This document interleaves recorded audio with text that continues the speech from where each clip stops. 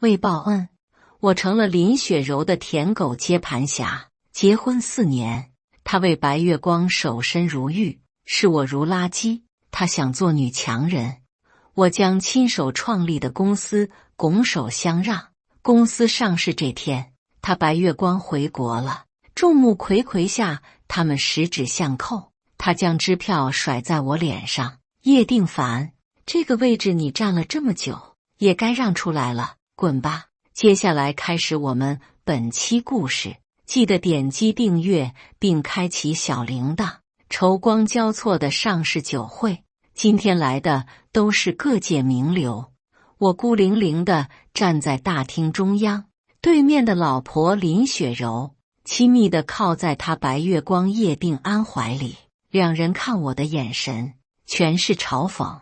围在周边看戏的宾客也是一脸的玩味鄙夷。我攥紧了拳头，任由支票从我脸上滑落在地，死死盯着两人十指相扣的手。林雪柔的中指空无一物，我们的结婚戒指不知所踪。那枚婚戒是我妈临终前留给我的，于我而言有着重大的意义。林雪柔，你手上的戒指呢？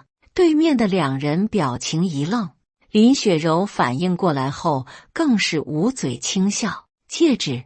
你说的是那枚破黄金戒指吗？丑了吧唧的，要不是这些年我还需要你老老实实待在家里照顾欢欢，你以为我会戴？如今定安回来，我不需要你了，那枚戒指自然是被我扔了啊，哈哈哈。我心口一紧，扔了。林雪柔，你怎么敢的啊？见我脸色苍白难看，她脸上的笑容也阴沉下来。叶定凡，一枚戒指而已，扔了就扔了，你这一副死了爹妈的表情做给谁看？今天是我林氏大喜的日子，你别给我找晦气。心口升起一股无名的怒火，我上前拽住了他的手，怕会弄疼他。我没怎么使力，可即便如此，他还是像避瘟神一般的疯狂甩手。叶定凡，你放手！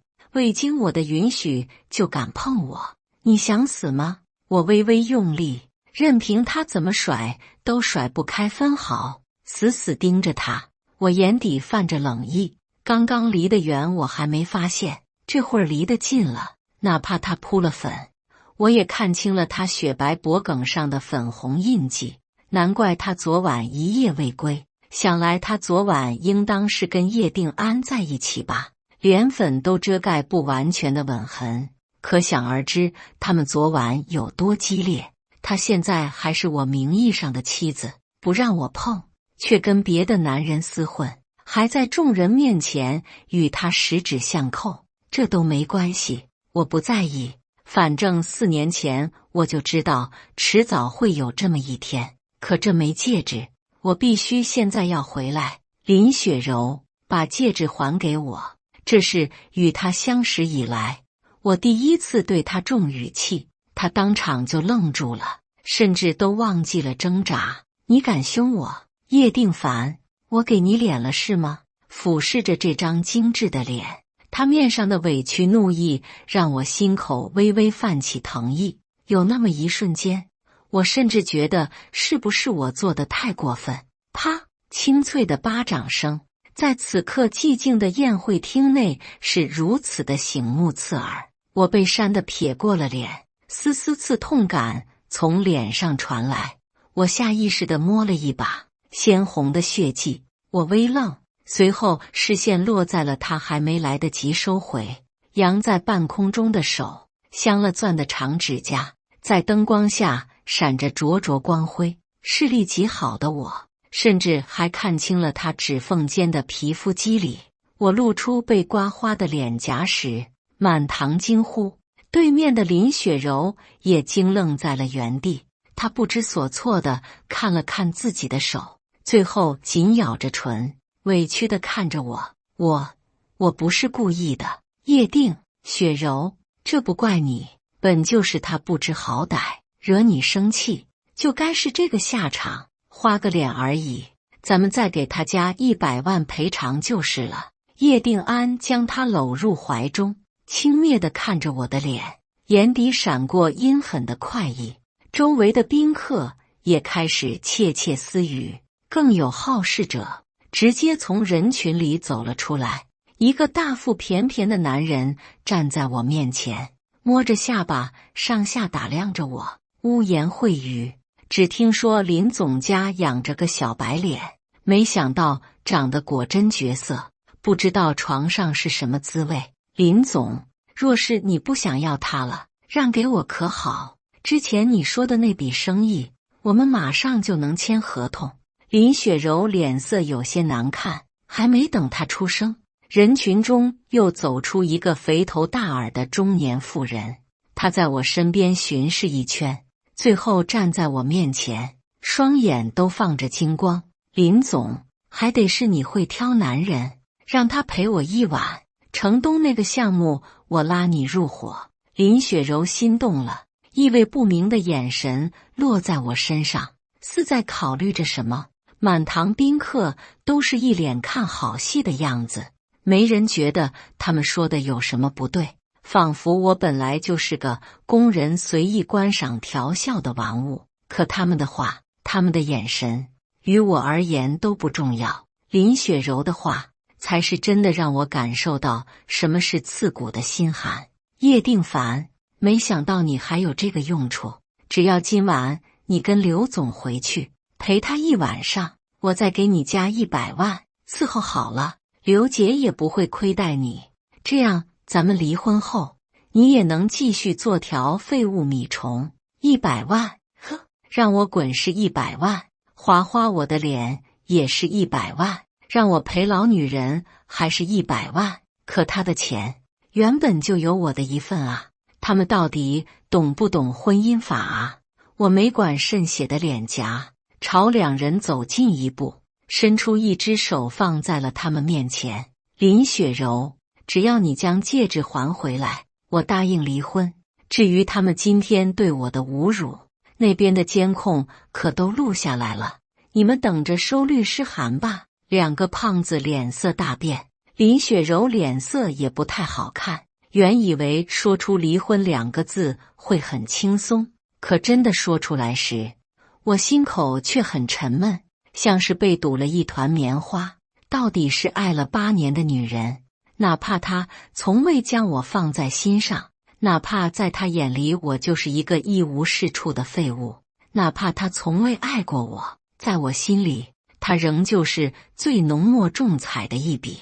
我打心底里是舍不得离婚的，可如今我主动退出，对所有人都好，强扭的瓜不甜。我知道跟我结婚这4年，他没有一天是开心的。若不是为了他的女儿欢欢，他或许早就跟我提出离婚了。如今欢欢的亲生父亲回来，他们一家3口才是真正的一家人。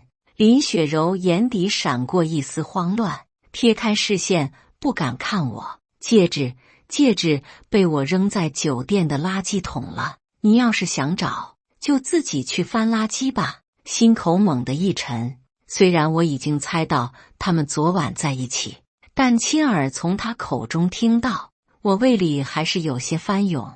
地址、房间号，林雪柔给我发了地址和房间号。我赶过去时，那间房已经被收拾得干干净净，垃圾桶里的东西早已被清理掉。我又去找了保洁阿姨，问她有没有看见一枚戒指，只要她愿意交出来，我可以给她10万。先生，我真的没看见什么戒指，我们收垃圾一般连着垃圾袋一起扔掉，哪里会去翻垃圾啊？要不我带您去酒店的垃圾站看看。站在这堆积如山的垃圾面前，各种奇怪恶心的味道扑面而来，我忍不住后退，蹲在地上大吐特吐。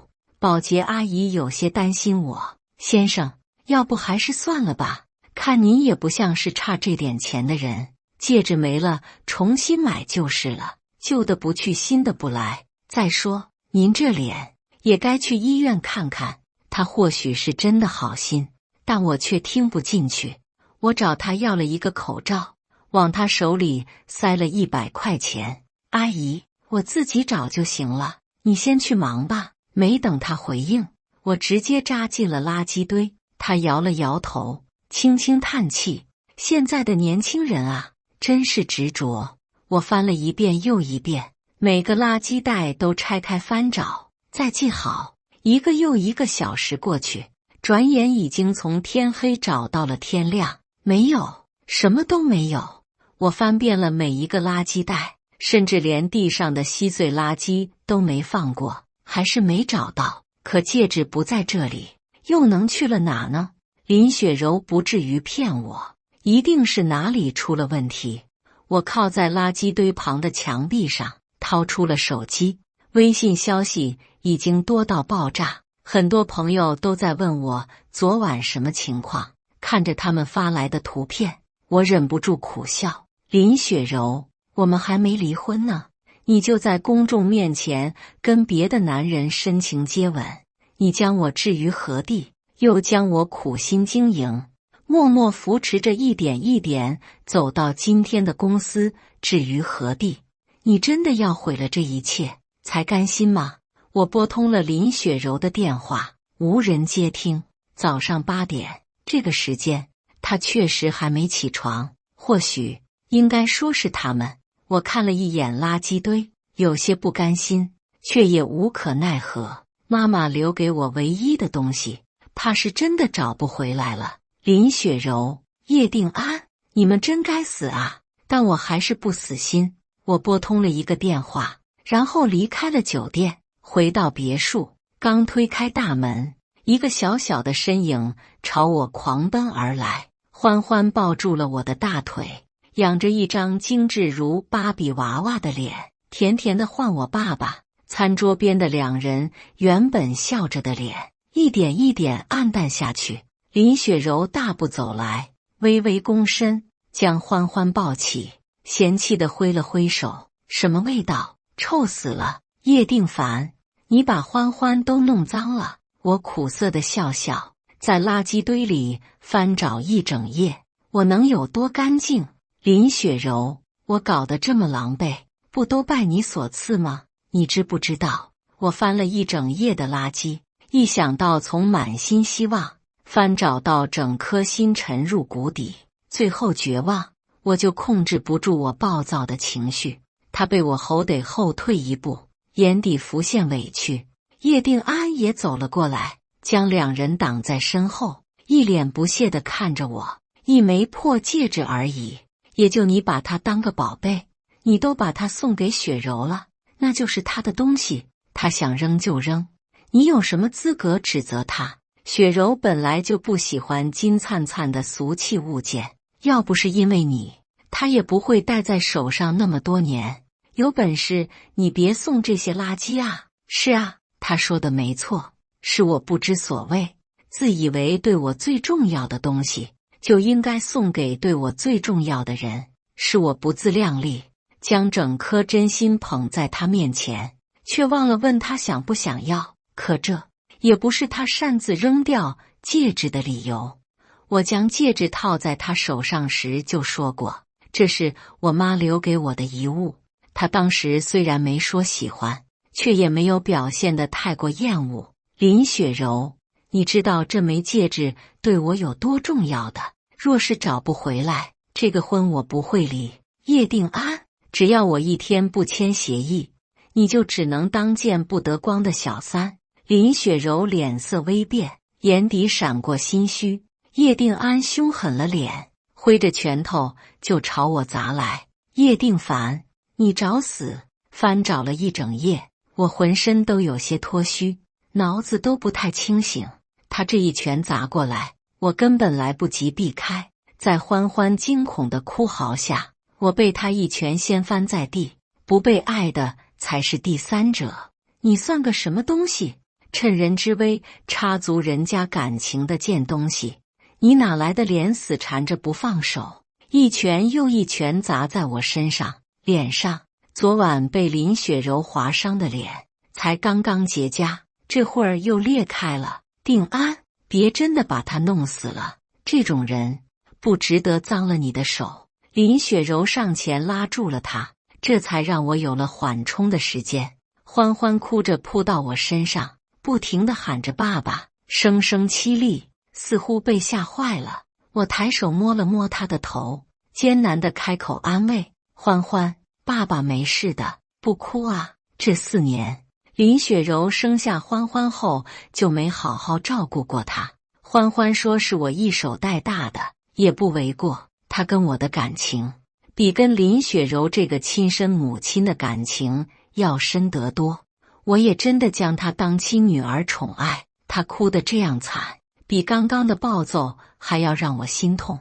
欢欢，我才是你爸爸。叶定安上前将欢欢拉开，按着他的肩膀，语气还带着些许狠厉。欢欢哭得更凶了，含糊不清地骂他：你不是我爸爸，你是欺负我爸爸的坏人，我打死你，打死你！他的小拳头一拳一拳地砸在叶定安身上，虽然造不成什么伤害，却让他阴沉了脸色。他挟制住欢欢，语气重了几分：叶若欢，我再说一遍，我才是你爸爸，你要是再无理取闹，我就把你扔出去。从未带过孩子的人，又怎会哄孩子？他以为孩子不听话，骂一顿威胁一顿就好，殊不知欢欢吃软不吃硬，他越凶，欢欢越闹腾。林雪柔虽然对欢欢不上心，但毕竟是从自己肚子里爬出来的，她有些不忍心。定安，你温柔点，别吓着欢欢，他还是个孩子，你这么凶做什么？之前叶定凡哄他时可耐心了，你可是他亲爸爸，肯定要做得比他更好啊。两人手足无措地哄着欢欢，竟无一人在意躺在地上的我。欢欢一边哭一边看我好几眼，我读懂了他眼中的意思，他是装哭的，他在给我解围，他不想我被继续打下去，怕我真的死在家里。他们最终还是将我送到了医院。叶定凡，我知道你不甘心，公司一开始确实是你创立的，但它能发展到现在这个地步，完全是因为我的努力。别拿戒指做借口了，我再给你加一点500万，跟我离婚，然后离开江城。林雪柔坐在床边，施舍的语气让我只觉得想笑。她的努力，她努力了什么？努力给公司添麻烦，然后由我默默给她收拾烂摊子吗？8年前，我被绑架，逃跑时我坠入了大海，被海浪冲到了一个小渔村。迷迷糊糊时，我感觉有人将我从海水中一点一点拖上岸。我能感受到那是个瘦弱的女孩子。睁开眼睛时，坐在我旁边正是林雪柔，是她将我救回来，并安置在她家的。昏迷时那微苦的中药，也是她亲手一点一点喂进我嘴里，这才缓解了我的风寒，没让我烧死。她是渔村村长的孙女，早年父母出海，被巨浪卷走，生不见人，死不见尸。这些年，她一直跟爷爷相依为命。林爷爷是个热心善良的小老头，哪怕他自己也不富裕，还是给我找了医生，诊断我失忆后，他将我留在了家里。我除了自己的名字和出生日期，什么都不记得。林爷爷带我去警局报案，却也是一无所获。我好像是凭空出现的一个人，根本查不到我的消息。无奈之下，他将我带回了渔村。考虑到我只有18岁，正是上学的年纪，那时候高考只有几个月，他带我去了林雪柔的学校，校长是他的老朋友。听闻他的来意后，给我出了一套卷子，我默默做完，几乎满分。校长立马将我招了进来，还帮着林爷爷给我办理了领养手续。我有了新的身份，我不负众望，考上了大学。填志愿时，林雪柔说想跟我上同一所，也好有个照应。以我的成绩，原本可以有更好的选择，可当时我那颗年少的心早已开始春心萌芽。我想跟他在一起，所以我退而求其次，跟他填了同一所大学。原本我以为只要我们按部就班的走，总会水到渠成，最后会在一起。可大学里总是有着无限的可能。她长得清纯漂亮，是万千少男的梦中情人，甚至上了无数次表白墙。叶定安就是在表白墙上发现了她，开始制造偶遇，最后对她展开了猛烈的追求。他很会讨女孩子欢心，也很懂怎么让女孩子对他死心塌地。认识短短半年，两人在一起了。这段恋情一直持续到大四，而这段时间，我充当着他的备胎舔狗，随叫随到，有求必应。他在叶定安那里受了气，便会在我这里找不回来。我是他坚实的出气筒。我不明白，当初那么天真善良又单纯的女孩子，为什么谈了恋爱后会有这么大的变化？可我对她的心意却一直未变，甚至她因为叶定安不开心了，我也会被她的情绪所感染，我会比她更不开心。她在叶定安面前温婉可人，善解人意，在我面前却是另一副样子，不稳定的情绪，各种歇斯底里，宛如泼妇的咒骂。那时候的我心中甚至有些欢喜，我总觉得这是他信任我的表现，他愿意在我面前展露最真实的自己。毕业典礼那天，他晕过去了，送到医院后查出了怀孕，孩子是叶定安的。他满心欢喜地将这个消息告诉了他，以为他会娶她，可结果却是叶定安负不起这个责任。他家里本就打算等他大学一毕业就给他安排出国深造。他出国的前一晚，林雪柔哭到绝望，求他别走，可他还是推开了他。雪柔，是我对不起你，这个孩子我们不能要，我家里的安排我也拒绝不了，把孩子打掉吧。若是你愿意等，我回国后会来找你，到时候我一定娶你。他走了，林雪柔被林爷爷逼着去了医院，让他做掉这个孩子。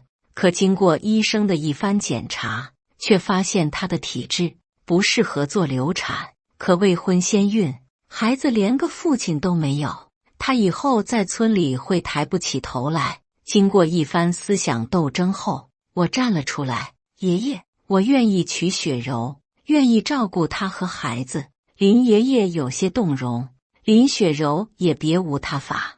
为了给孩子一个完整的童年，为了让他不被世人所诟病，我们结婚是最好的选择。可他却提出了让我入赘，我本就不记得来处，娶妻还是入赘，对当时的我而言无所谓。婚后，为了补贴家用，我开始出去找工作。在一次过红绿灯时，林雪柔给我打了电话，莫名其妙的，她闹起了脾气，让我赶紧回去陪她。我只顾着哄她，忽略了看灯。等我反应过来时，已经被撞飞几米远。再醒来时，我恢复记忆了，原来我是首富独子，将我撞飞的人正是我爷爷派出来寻找我的下属。他们想让我回去，但林雪柔这边怀着孕，我若是恢复身份，身边定然会再次出现危机。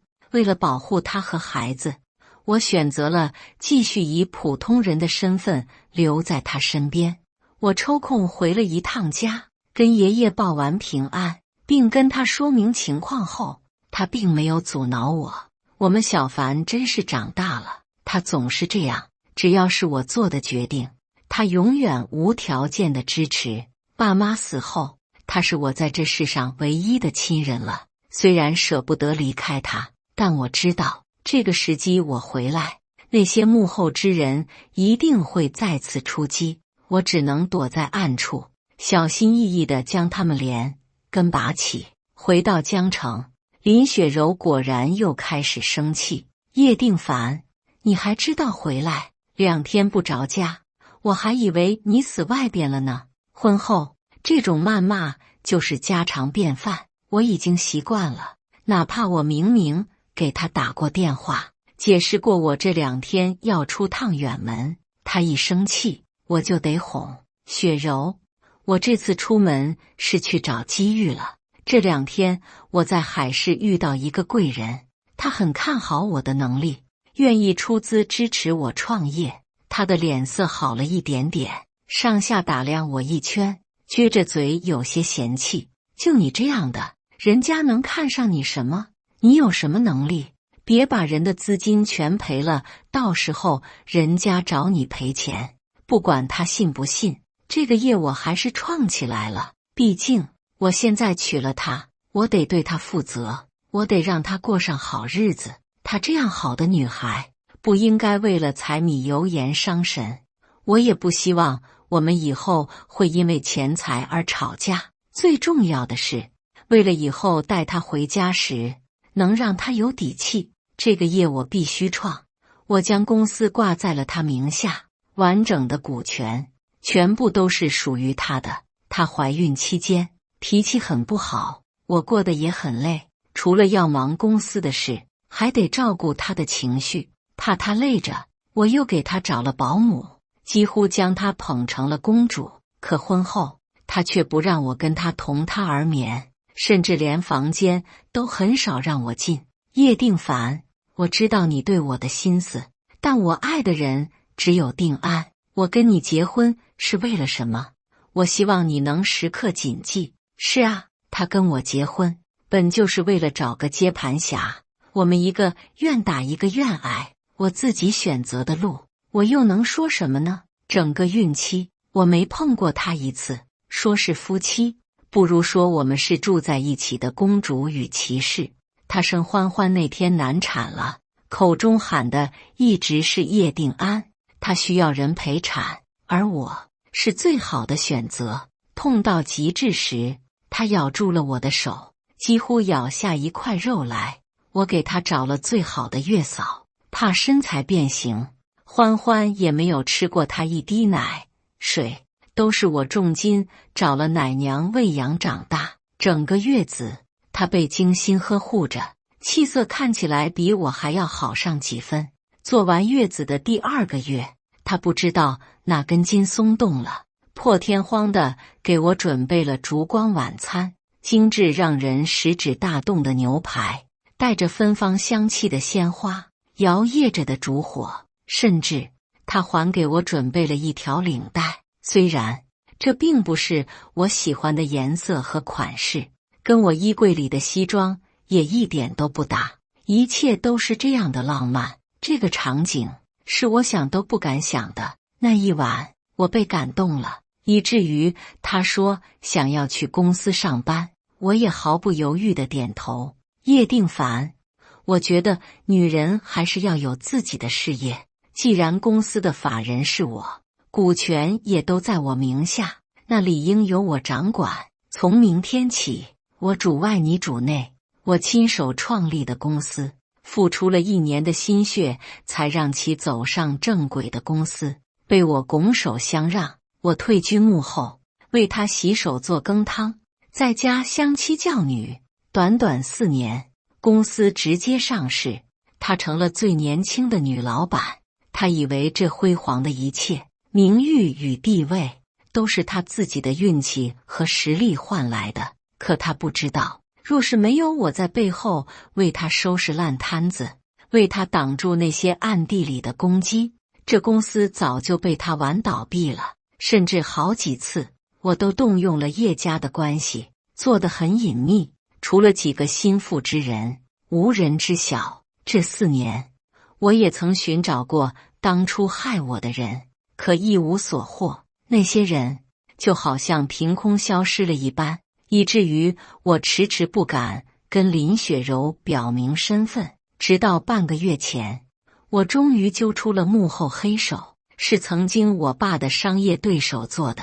他极恨我爸事业扶摇直上，而他却因一次失误满盘皆输，落得个家破人亡的下场。他觉得这一切都是因为我爸没有手下留情，所以他给我爸妈制造了车祸，让他们双双殒命。怕我查出一切，对他下手，他决定先下手为强，弄死我，以绝后顾之忧。可他万万没想到，我没死。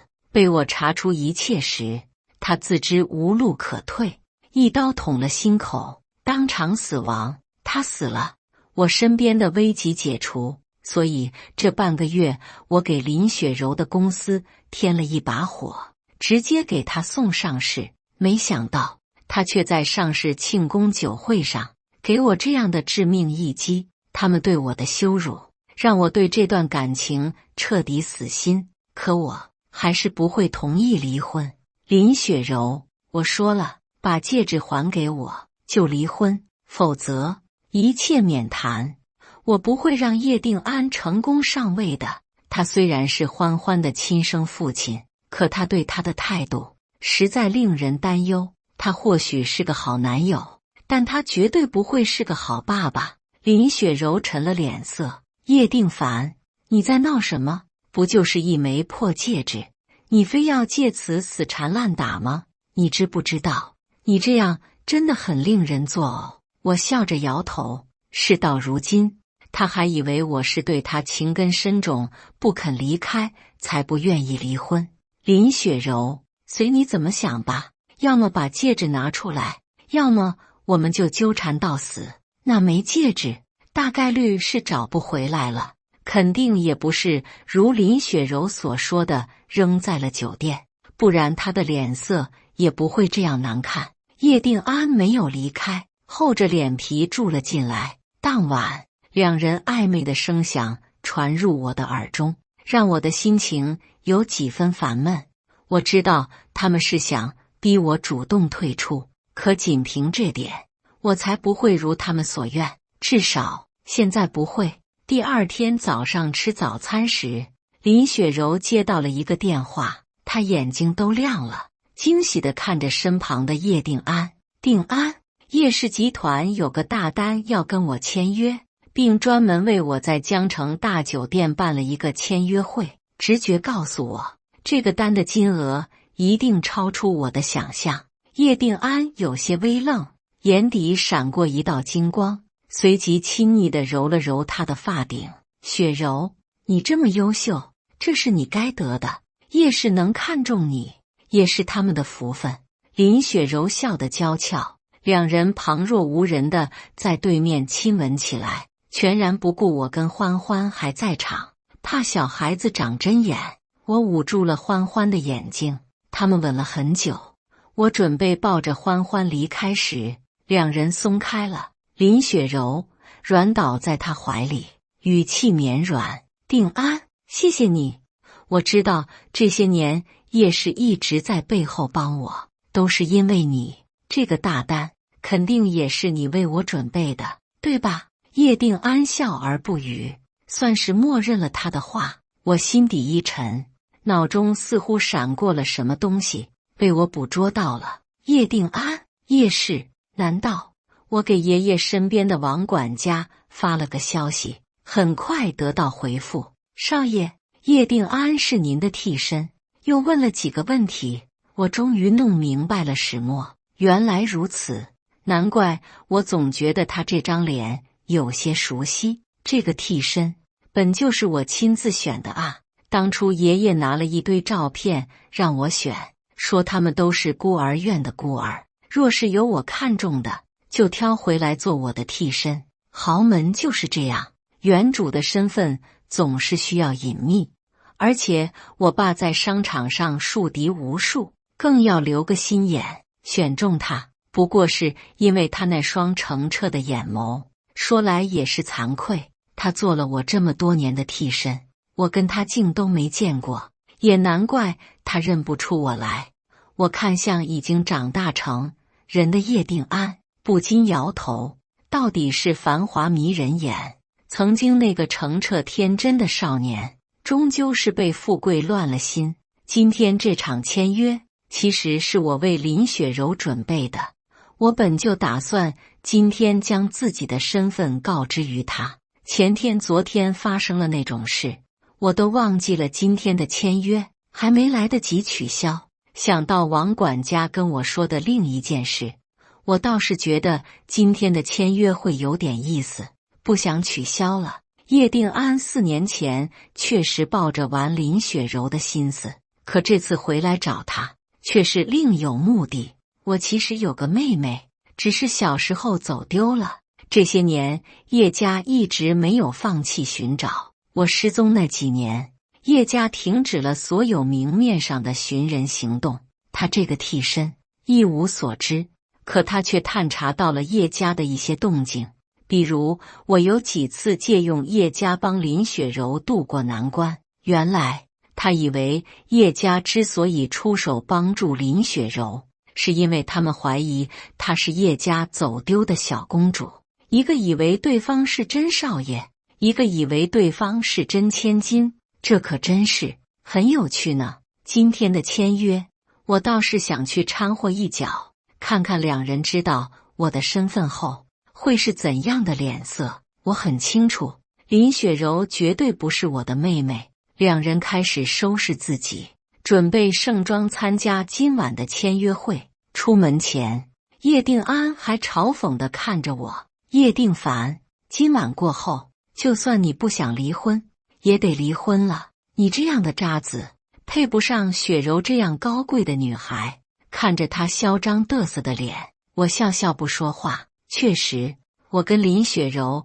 一点都不配，但不是我配不上她，而是她配不上我。见我发笑，她有些不悦：你笑什么？是突然有了自知之明，在安慰自己吗？林雪柔靠在她身上，居高临下的用下巴看着我：叶定凡，等我拿到叶氏的签约单，我有100种方法让你乖乖跟我离婚。我换了个姿势，瘫在沙发上，眼也不抬的在手机上敲了几下。哦，是吗？你就这么确定今晚的签约一定能成功？两人脸上一僵。叶定凡，你敢咒我？我抬眸看了他一眼，继续敲打屏幕。我可没明说，他还想说什么？叶定安开口了：雪柔，时间不早了，我们得出发了。他这种穷鬼，也就只能逞口舌之快，不值得我们放在心上。两人相拥离去。几分钟后，我也起身换了身衣服，出了门。赶到江城大酒店的宴会厅时，林雪柔正挽着叶定安的手，在人群中左右逢源。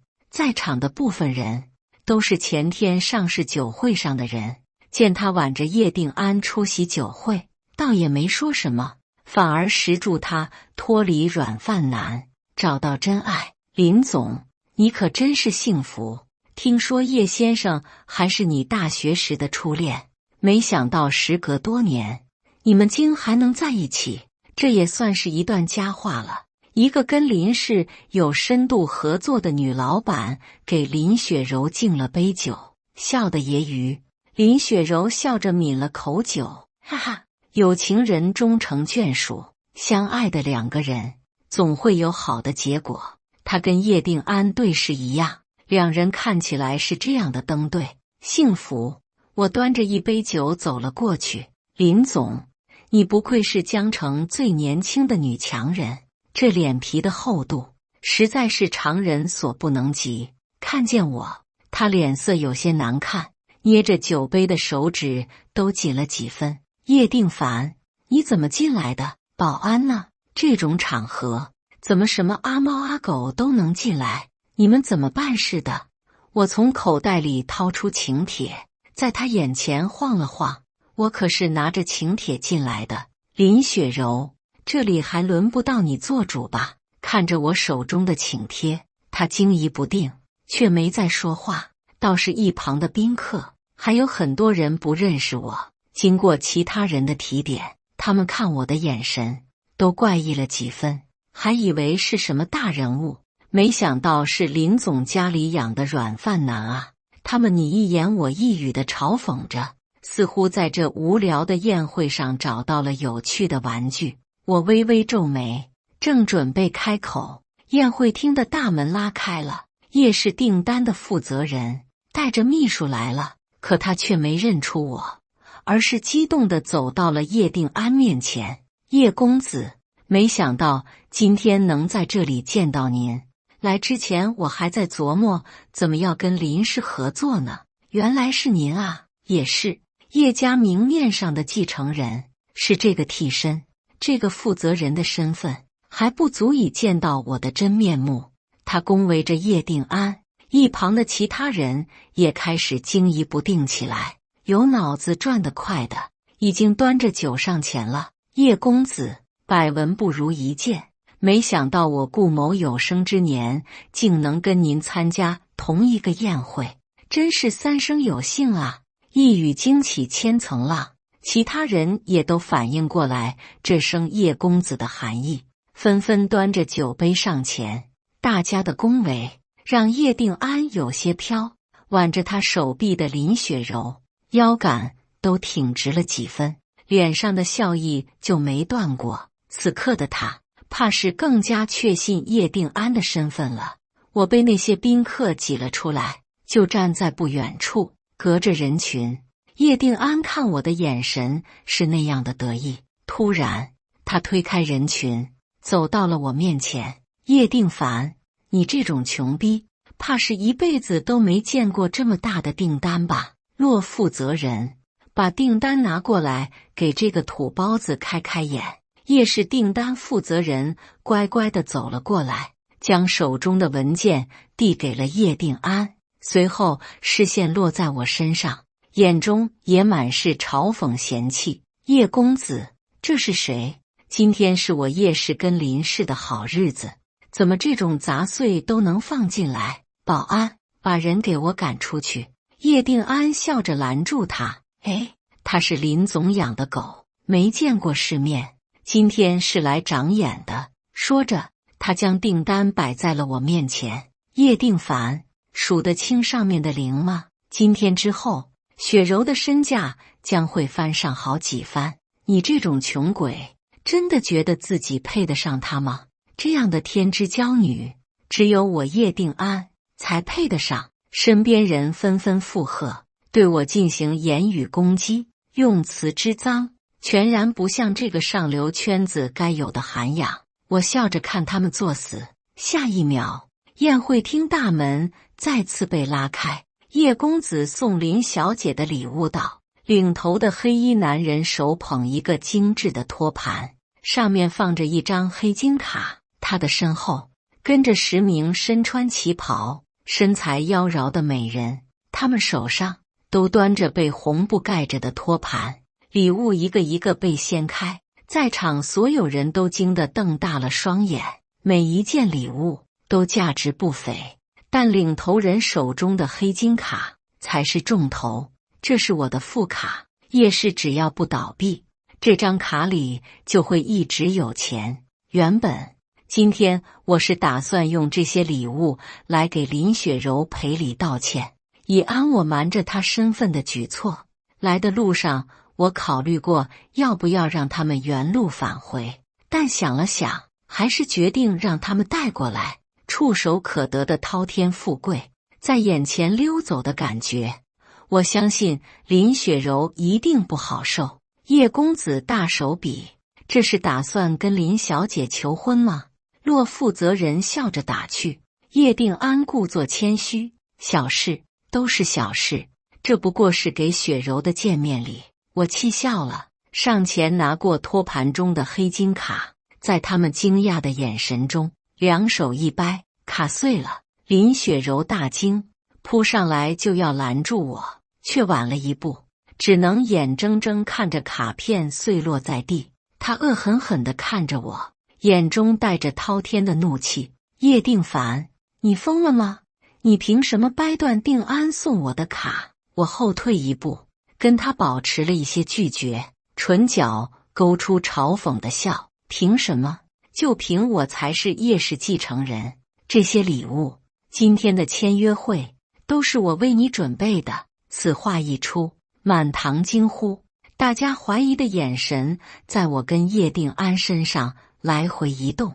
叶定安也有些惊疑不定，死死看着我，竟一时没有反驳。林雪柔气狠了，一巴掌甩了过来，被我掐住了手腕。她眼中怒意更甚，在我手下挣扎着，语气却是一点都不弱。叶定凡，你不过是个穷鬼，浑身上下哪里有叶氏继承人的气质？我跟你在一起这么多年，你是什么身份我还不知道，不过是一个亡命之人，还敢冒充叶公子？真正的叶公子就在我身后，就是叶定安，你哪来的胆子？众人唏嘘，都觉得他有几分道理。叶定安也走到了林雪柔身旁，将她的手从我手中夺下，语气中带着几分嘲弄。叶定凡，你装逼也要选个好点的理由吧，我本人就站在这里，你哪来的脸冒充我？是这几天打击太大，脑子坏掉了吗？无人相信，就连送礼的人也不相信我才是叶公子。我气笑了，怪我想要给林雪柔惊喜，却让自己陷入今天这个尴尬的境地。其实我有证明自己身份的办法，但看着林雪柔和叶定安这丑恶的嘴脸，我决定再玩一玩。林雪柔，我们离婚吧。似乎没想待我会在这种场合当着这么多人的面说出离婚。林雪柔脸色有几分难看，倒是叶定安眼中闪过惊喜，他看了林雪柔好几眼，见她呆愣，忍不住拍了拍她的肩膀。雪柔，她终于反应过来，深深地看我一眼。好，离婚，现在签离婚协议书吧。我刚刚发出去的消息，这会儿助理已经带着离婚协议书赶了过来，我们当着江城半数勋贵的面签下了这份离婚协议书。林雪柔，你自由了。她看着我，眼中竟多了些我看不懂的情绪。我朝她扬唇一笑，转身离开。订单和礼物我都没有收回，礼物就当是我偿还她的救命之恩。至于订单，没有我在背后运作，他吃不下；若是硬吃，他只会撑死。出了江城大酒店，我站在人来人往、灯红酒绿的市中心，竟有些茫然。回叶家吗？还是回那个家？算了，我摇了摇头，打车回了那个家。收拾东西时，欢欢就站在我身旁。爸爸，你要走吗？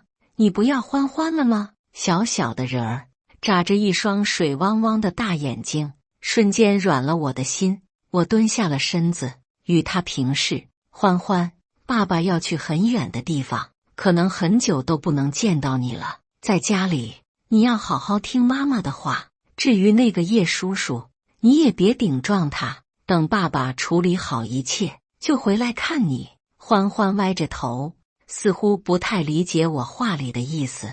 爸爸，你真的会回来吗？我顿了一瞬，最终还是点头。我离开了这个家，上了我常开的那辆车，回了小渔村。回海市前，我还想陪陪林爷爷。见我突然回来，老爷子看起来还挺开心。我跟他说了我跟林雪柔的事，他也只是重重的叹气。哎，雪柔这孩子没福气啊，眼光是真的差，非要选哪个不靠谱的负心汉。定凡啊，就算你跟那丫头离婚了，你也还是爷爷的大孙子。我点头应是。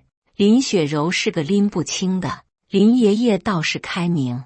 其实仔细想想，林雪柔被林爷爷一手教养长大，早期时她的心性倒也算正常，遇见叶定安后，却像是变了一个一样，跟林爷爷站在一起，完全没有祖孙的感觉。用过晚饭，林爷爷早早睡下，我心中烦闷，怎么都睡不着，便出门去了海边吹风散步。可这里也满是我跟林雪柔的回忆。刚来到这里那段时间，没有叶定安的那段时间，我跟林雪柔的关系倒也算是亲密，她在乎我，我也在乎她，所以那时候我才会觉得我们一定会走到最后。心中思绪万千，不知不觉间，我已经走到了当初我被他所救的地方。这里的海风格外的大，那边礁石上的一抹白影，在海风的吹拂下，竟有几分仙子坠落凡间的美。等等，仙子！我定睛一看，心口一紧，他不会要跳海吧？怕惊扰到他，我小心翼翼地走了过去，趁他不注意，一把将他抱住，跳下了礁石。他开始惊呼，下意识的，我捂住了他的嘴。小姐，别叫，这大晚上的，咱可不兴跳海啊！他在我手心一张一合的嘴，突然就闭上了。察觉到他没再反抗，我松开了他的嘴，可谁知他反手就是一巴掌甩了过来。臭流氓！可看清我脸的那一刻，他却惊呼出声：“是你！”他认识我。他的手劲并不大，刚刚那一巴掌跟挠痒痒没什么区别。我抬头看着他，在记忆中搜索着这张脸，有点熟悉，却想不起来在哪见过。小姐，你认识我？他歪了歪头，眼中带着我看不懂的光芒。你不记得我了吗？7年前，你被海水冲到这里，是我跳下去将你从水中捞了上来，否则你不知道还会被冲到哪儿去。我心中大惊，他说的每个字我都听懂了，可串起来，我却有些迷茫，好像有些理解不了这些话的意思。你这人，好歹我救你一命，你竟一点都记不得。嗨，罢了，本就是顺手，也不求你，是你救了我。他眉眼弯弯，勾唇笑得灿烂，在月光下宛如月下精灵。是啊，7年前，你不知道从哪儿飘过来，我刚好在这边吹风，看见你就顺手捞了。好一个顺手！所以林雪柔是骗我的。不知道为什么，这女孩子说的话，我竟没有一丝怀疑。可林雪柔为什么要认下这个救命之恩呢？见我发呆，她伸出食指戳了戳我的肩膀。嘿，我叫林若欣，你叫什么？我回过神来，看着她灿若星河的眸子，阴沉了一段时间的心，好似突然照进了一丝光亮。错了，一切都错了。我跟林雪柔一开始就错了感情。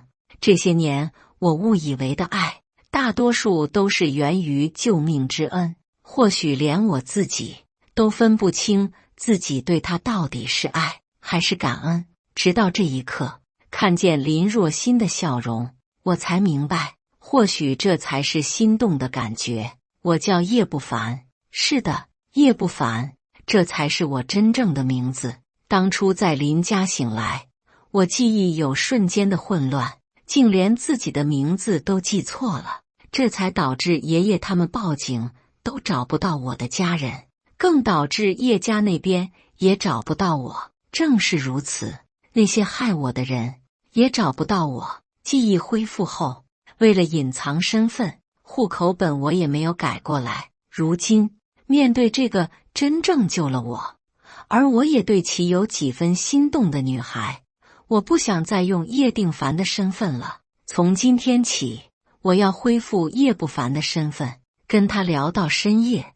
我终于搞清楚了当初的乌龙。我当初之所以认定是林雪柔救了我，其实还是因为我在水中时睁开了一瞬的眼睛，看见了女孩手臂上的蝴蝶印记，而林若欣她手上也有蝴蝶印记。当时她刚将我从海里捞上来，给我做完人工呼吸后，准备去找人将我抬走。等她再回来时，我却不见了踪影。第二天，他爸妈便带他搬去了市中心。这些年，他们很少回来，所以我才几乎没有见过他。这次也是他爸妈想村里人想回来看看老房子了，才带着他回来一趟。为了保险，我还是选择调查一番。当初林雪柔那般天真，我信了她，难保这一个不是装出来的天真浪漫。等调查结果的这段时间，林雪柔给我打电话了，她接下叶氏的大单，没有我在后面推进扶持，这个项目根本开展不了一点，而且少了我的维护，公司的订单量也少了很多，甚至很多合作方都开始解除合作。叶定安在叶氏本就没什么实权，大事都在爷爷手中定夺，他也就只有一个叶公子的名头而已，不然他也不会想着找到叶家小公主，借此傍上她一飞冲天，坐实叶家人的身份。他根本帮不上林雪柔一点。眼见着公司情况越来越差，他终于发现问题了。他开始顺藤摸瓜，动了点脑子，终于知道这些年来我在背后都做了些什么。哪怕他不愿意承认自己的成功是被我一点一点推出来的，可在事实面前，他还是不得不承认。叶定凡，你赶紧滚回来，公司需要你。可说到底，我在他面前卑微了那么久，他又怎会因为这点小事就拿我当回事？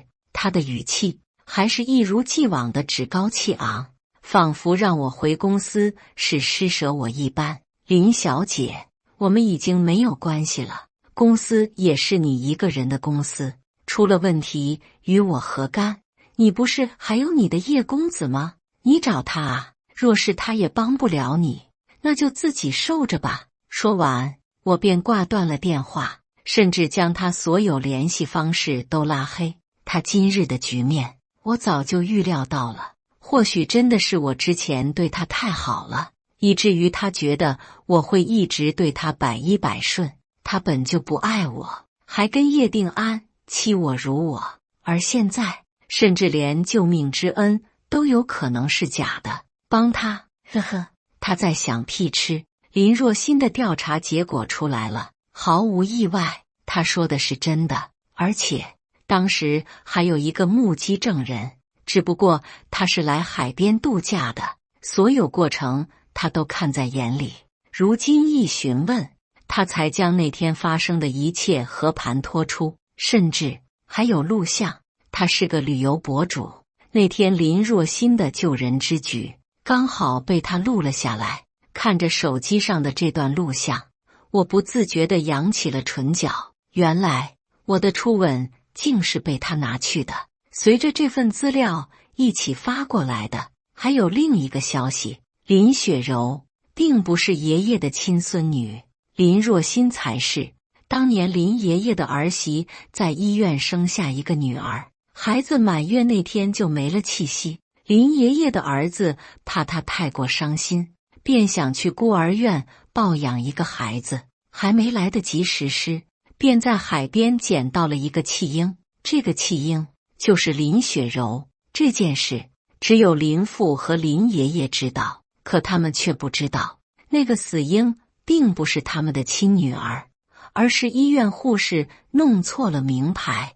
他们真正的女儿林若欣跟另一对夫妻的女儿搞混了。我将这个消息告诉了林爷爷，他惊住了，听到林若欣的名字，眼中似在怀念什么。那个小姑娘，我有印象，小时候她误打误撞来过我们家，是迷路来着。当时我就觉得她有几分亲切，没想到她竟然是我的亲孙女。林爷爷老泪纵横，求着我带她过来见一面。我给他打了电话，林爷爷一看见他，眼泪就止不住的流。林若欣被吓到了，我给他解释一番后，他惊愣在原地，满眼的不可置信。不可能，我就是我爸妈的亲女儿，你们在骗我对不对？他现在的爸妈对他很好，且只有他这一个女儿，突然跟他说出真相，他接受不了也是正常的。我提出了给他们做个亲子鉴定，他虽然不相信，但心里还是想弄清楚事实。医院结果出得很快，看着手中的纸张，他模糊了视线，看了看我，又看了看林爷爷，最终还是接受了这个事实。爷爷，他轻轻地唤了一声。林爷爷拍了拍他的肩膀，笑出了眼泪。哎，真好，真好啊！这下旺生也该安息了。他他们的女儿还在世，真好。血缘的牵绊，林若欣被他现在的父母教养得很好，并没有什么反抗的情绪。我们回了渔村，他爸妈也过来了，得知自己亲女儿早就去世，这对夫妻缓了很久都没缓过来。这一刻，我竟不知自己是否真的做错了。捧在手心养了20几年的女儿是别人家的，换做任何人恐怕都很难接受。爸爸妈妈，就算我不是你们的亲女儿，我也不会离开你们的。这辈子只要你们不嫌弃我，我就是你们的亲女儿。这对夫妻也是明事理的。2个女孩调包的事，怪不到任何人。那个护士也早就去世了，到底是养了多年的女儿，感情自是没得说。他们虽然悲痛，却也只能接受事实。至少这20几年来，他们还有林若欣的城。欢喜下，二老回家后，林若欣留在了这边，要好好陪陪爷爷。林雪柔用别人的手机给我打了电话，定凡，公司真的撑不住了，求你回来帮帮我好不好？这一次他的语气倒是软了很多，这还是他第一次求我，可此刻我的心却毫无波澜。林雪柔，你先回一趟渔村吧。自从我们去了城里，这渔村他很少回来。他说不喜欢渔村的海腥味，海风吹得他脸干。但我此刻的要求，哪怕他心中不愿，还是回来了。与他同行的还有叶定安。这些年，他跟林爷爷早已不如曾经那般亲近，隐约间还有些嫌弃。他捂着鼻子踏进大门时，我们3人正在说笑。他是谁？听见他的声音，我们齐齐扭头看去，他面上有些愠怒，几步冲过来，指着林若欣，眼中带着薄怒。叶定凡，我说你怎么突然离婚那么痛快？原来是在外面有爷女人了，难怪你不愿意回去帮我。好啊，你个负心汉，你个骗子，口口声声说爱我，你就是这样爱我的，你的感情可真脏。他噼里啪啦一顿输出，我眉头皱了又皱。林若欣眼中也有些不快，爷爷刚刚欢喜的脸色都沉了下来。闭嘴！林雪柔，若欣是我亲孙女。他呆住了，眨了眨眼睛，满是茫然。什么？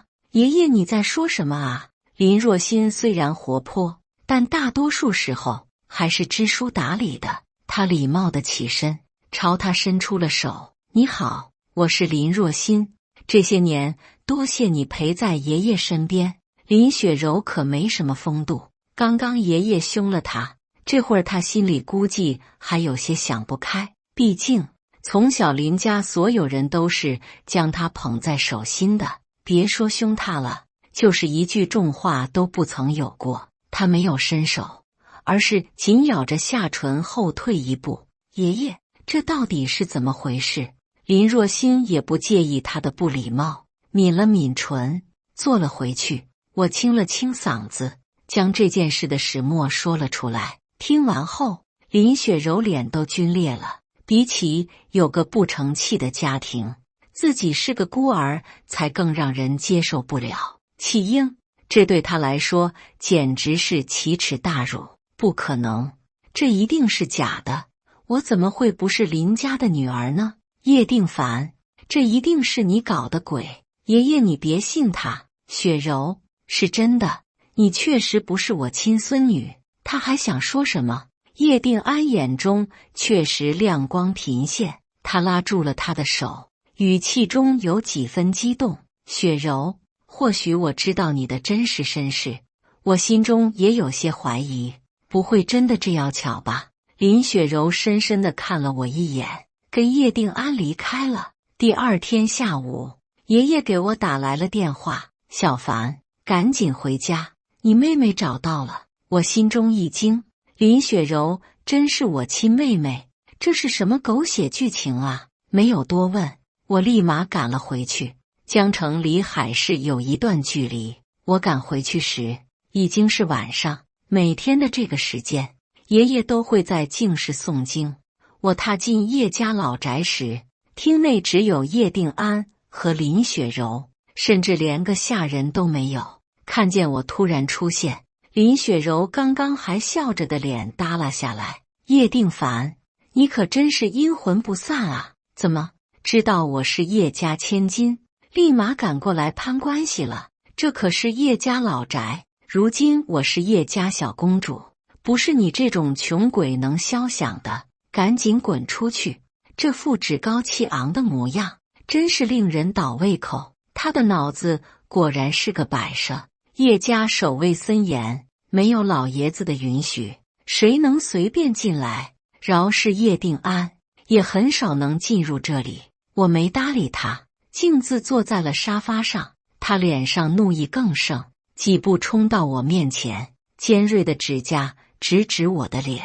叶定凡，你聋了吗？这是我家，我叫你滚出去！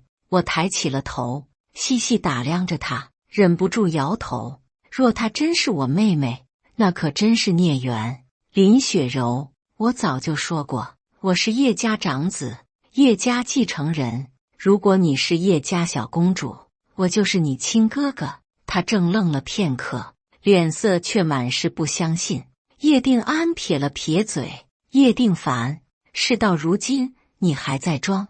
叶公子一直在国外进修，你怎么可能会是他？我给他做替身这些年，可是连他的面都没见过，他一次都没回来。而你这几年一直在渔村，你要装也动动脑子好吧？原来他这么快就跟林雪柔坦白自己身份了吗？也是，都回叶家了，他的身份自然瞒不住。我轻笑着看他，有没有可能这几年我并没有出国，而是一直在渔村呢？他眼中闪过犹豫，林雪柔却是一脸不屑。就你，我哥叶定凡，你要不要听听自己在说什么？你要是叶家继承人，怎么会流落到小渔村？又怎么会这么久都没人来接你回家？简直笑死人！是啊，确实挺可笑的。为了保护他，我甘愿做了上门女婿，甘愿做他的舔狗接盘侠。这几年，我任劳任怨，在背后默默付出，可我换来了什么？我可真是个笑话。随你信不信吧，等会爷爷出来，就什么都明白了。我一脸的无所谓，叶定安却是一脸看好戏的心态。叶定凡，今天叶公子也会回来，你再不赶紧滚，等会他回来发现你冒充他，我看你有没有好果子吃。林雪柔一脸惊喜，定安，你是说我哥哥也会回来吗？他是为我回来的。叶定安揉了揉他的发顶，笑得宠溺。对啊，今天上午你上洗手间时，爷爷就给叶公子打电话了，估计也是今晚到家。两人脸上的笑容越发欢快，看向我的眼神像在看一个死人。叶定凡，今天这种场合，你要是想闹事，我可护不住你，等会被打死了也是你自找的。两人的冷言冷语和各种辱骂，我充耳不闻。或许是骂累了，他们招呼佣人倒茶。林雪柔起了心思，这个人说是叶公子，你来认一下，他是吗？这是个新佣人，我之前没见过他。果然，他打量我一番后摇了摇头。还没等他说话，林雪柔笑得嚣张。叶定凡，你还要装吗？叶家佣人都说不认识你，等会爷爷和我哥哥回来，你就死定了。我可不会帮你，还会让他们狠狠教训。哦，谁要教训我宝贝孙子啊？他话说到一半，爷爷从净室出来了。林雪柔的话卡在了喉咙里，瞪大了眼睛，不可置信地看着我。叶定安也是一脸的惊恐。爷爷，你是不是搞错了啊？他怎么可能会是我哥哥？他不过是我在渔村海边捡到的穷鬼。爷爷眉头轻皱，雪柔，不凡就是我孙子，也是叶家的继承人。在他坚定的语气下，两人哪怕再不愿意相信，此刻叶终于认清了事实。林雪柔讪讪地靠近我，乖巧地叫了一声哥哥。至于叶定安，默默缩在了他的身后，企图降低自己的存在感。他这一声哥哥，我听得鸡皮疙瘩都起来了。我始终不相信她是我亲妹妹。仔细看，虽然她跟我妈妈有几分相似，但血缘的感应是不会错的。在她身上，我感应不到一丝亲切感。爷爷，您确定她是我亲妹妹吗？亲子鉴定做完了吗？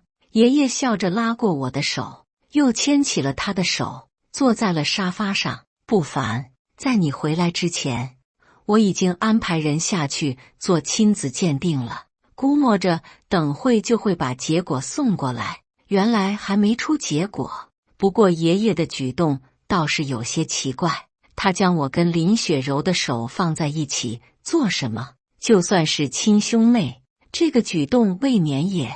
没等我思考询问，门口传来了通报声：亲子鉴定送过来了。管家将一个档案袋递到爷爷面前，他抽出报告，我也看见了上面的内容，瞳孔猛地一缩。林雪柔竟然真的是我妹妹，她是爷爷的亲孙女。我知道医院一直存留着我爸妈的一管血，就是为了之后寻找妹妹做准备。可我还是不相信，或许叶定安在叶家多年，已经有了渗透的能力。为了让林雪柔上位，这是他作假搞出来的报告单。可此刻，我却不能打草惊蛇。我不确定他们准备了多少，也不确定爷爷会不会相信我。为今之计，只能我跟林雪柔再做一次 DNA 鉴定。爷爷看见报告单，脸上的笑容就没断过。真好啊，乖孙女，爷爷终于将你找回来了，你爸妈泉下有知，一定很欣慰的。我这一生无憾了。看着爷爷这么开心，我突然就犹豫了。我知道爷爷有多想找到妹妹，可若是找到一个冒牌货，混淆了我叶家的血脉，这可是大事。想到此，我坚定了想法，悄悄剪了林雪柔一根长发。当晚，我将2个样品送到了医院。第二天上午，结果出来了，我亲自去拿的。看到报告单的那一刻，我心中悬着的石头终于落下了。林雪柔跟我不是亲兄妹，我们没有血缘关系。我兴匆匆地带着报告回了叶家老宅，彼此已经是午饭时间。踏进叶家大门时，大家正准备入座用餐，看见我，爷爷连忙招呼：不凡啊，快过来，这还是咱家的第一次团圆饭呢。我面不改色地走过去，坐在了爷爷左手边。开饭前，我将报告单拿了出来。爷爷，您看看这个。在座众人看着我手中的东西，都有些疑惑。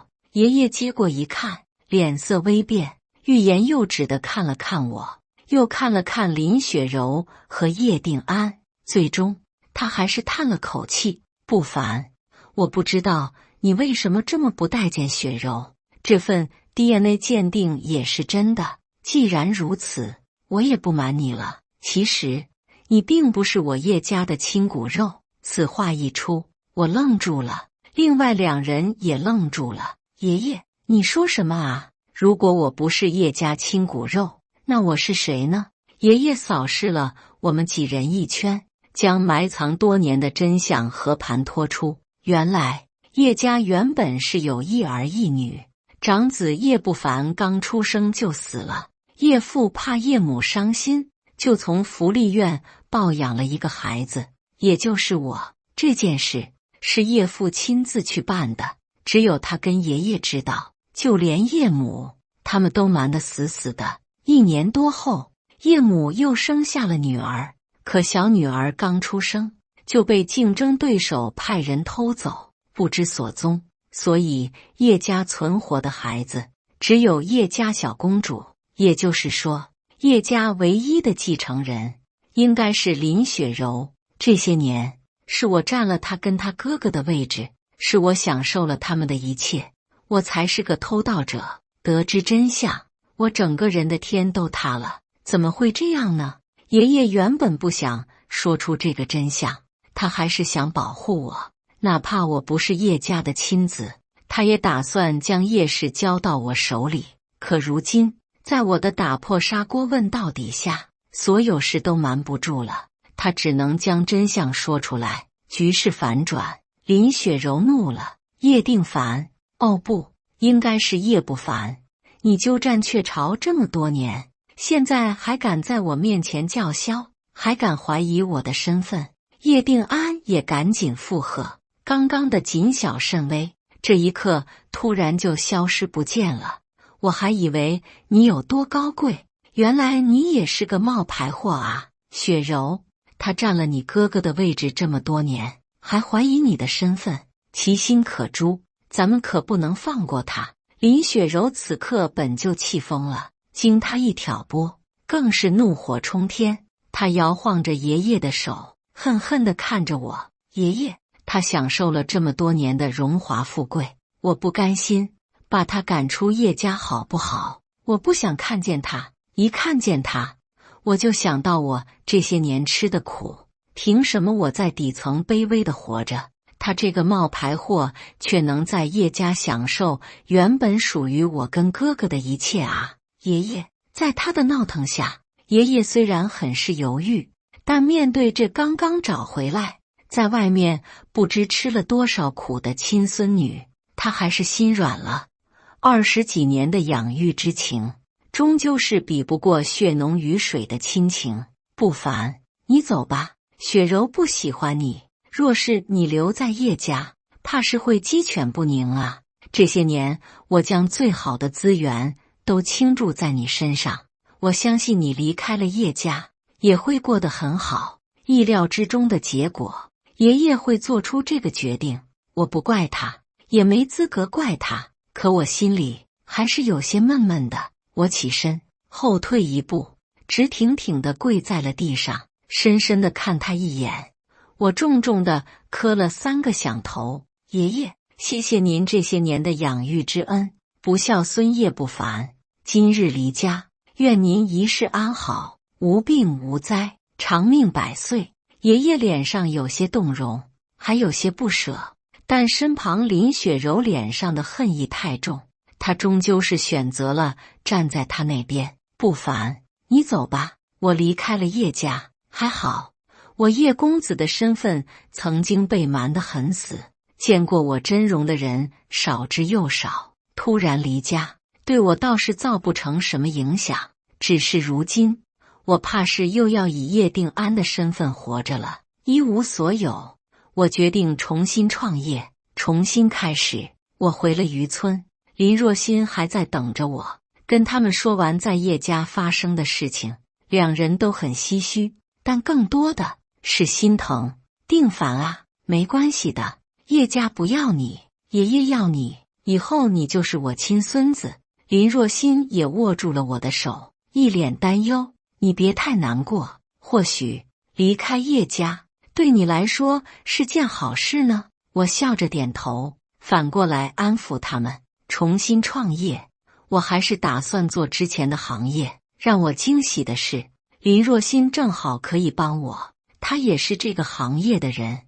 叶家的那些钱财早已被收回，如今我身无分文，只能依靠我曾经的关系，一点一点去拉投资。终于，起步资金够了，我们的公司也开了起来。林雪柔和叶定安不知道从哪得知了我重新创业的消息，开始多次阻扰，给我下绊子。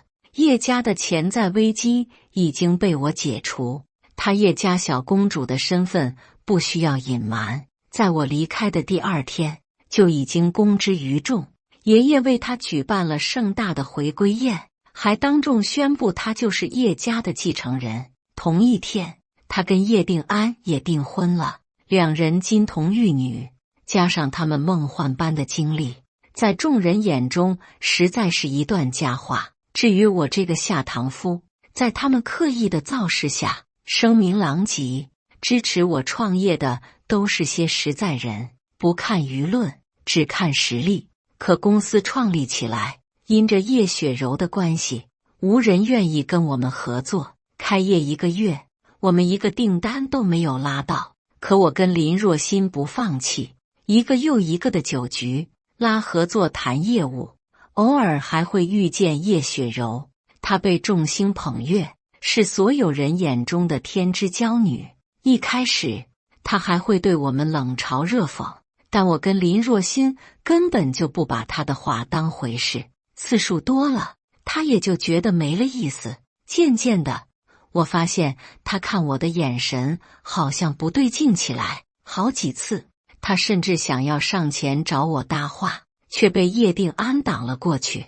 我不知道她在想什么，但这些都跟我没关系。她好像不再刻意的给我们使绊子，甚至放手给我们留出了有赚头的订单。有钱不赚是傻子，她拦掉我们那么多订单，这几个我拿着完全是心安理得。公司终于走上了正轨。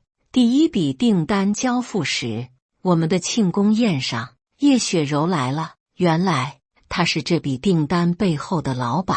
看见她，林若欣有些紧张，下意识地攥紧了我的衣角。我反握住她的手，叶雪柔死死看着我们牵在一起的手，眸中有些幽深。她真的很奇怪。酒过3巡，她有些醉了，跌跌撞撞地站在了我面前。叶定凡，我有话跟你说，跟我出来一下。怕他在众人面前闹出笑话，我跟他出去了走廊。我靠在墙上，说吧，什么事？他仰着小脸，眼睛水雾蒙蒙的，看不真切。他此刻在想些什么？他突然伸手捧住了我的脸，整个身子都贴在了我身上。叶定凡，我好像对你有些兴趣了。下一秒，温热的唇贴了上来。我不是，这人有病吧？我推开了他，嫌恶地擦了擦嘴唇。叶定凡，你嫌弃我？他眼中带着些许受伤。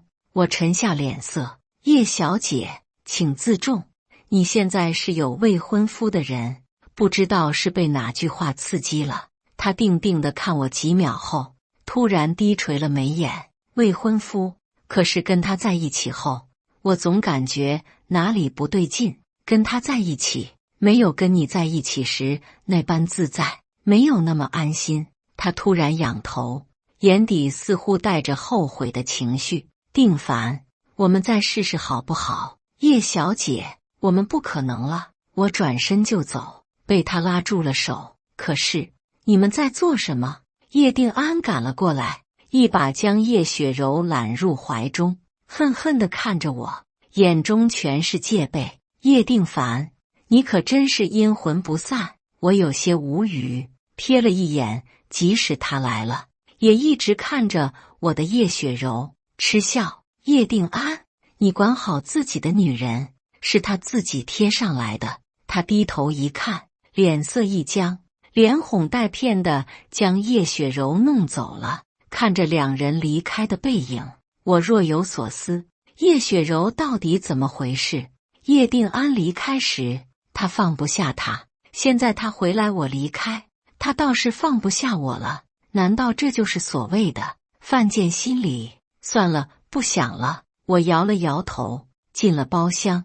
林若欣凑了上来，有些担忧。定凡，他什么情况？我揉了揉他的发顶，柔声安抚，没事，他就是喝多了撒酒疯呢，刚刚被叶定安带走了。庆功宴散去，我跟林若欣都喝了酒，开不了车，只能找代驾。今天这个代驾有些奇怪，将自己包裹得过于严实了。我忍不住询问，大哥，这大夏天的，你穿这么多，不热吗？要不脱一件？